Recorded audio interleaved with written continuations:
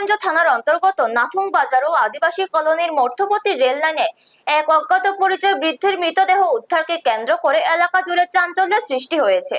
স্থানীয় সূত্রে জানা যায়, আনুমানিক ৭৫ থেকে ৮০ বছর বয়সী ওই বৃদ্ধ বৃহস্পতিবার সকাল প্রায় ১১টার দিকে একটি ট্রেনের নিচে কাটা পড়ে মারা যান বলে প্রাথমিকভাবে ধারণা করা হচ্ছে। ঘটনার খবর ছড়িয়ে পড়তেই ঘটনাস্থলে ভিড় জমান স্থানীয় বাসিন্দারা। খবর পেয়ে বিশ্রামগঞ্জ থানার পুলিশ ও জিআরপি দ্রুত ঘটনাস্থলে পৌঁছে মৃতদেহ উদ্ধার করে। এরপর প্রয়োজনীয় আইনি প্রক্রিয়া শুরু করা হয়। ব্যুরো রিপোর্ট, নিউজ তৎকাল 24। আমি এই মুহূর্তে দাঁড়িয়ে রয়েছি বিশ্রামগঞ্জ থানার অন্তর্গত নাথুং বাজার এবং আদিবাসী কলোনি এলাকার ঠিক মধ্যবর্তী স্থানে যে রেল লাইন রয়েছে সেই রেল লাইনে দাঁড়িয়ে রয়েছি।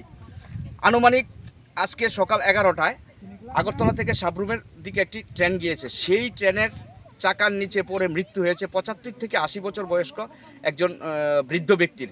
এখনও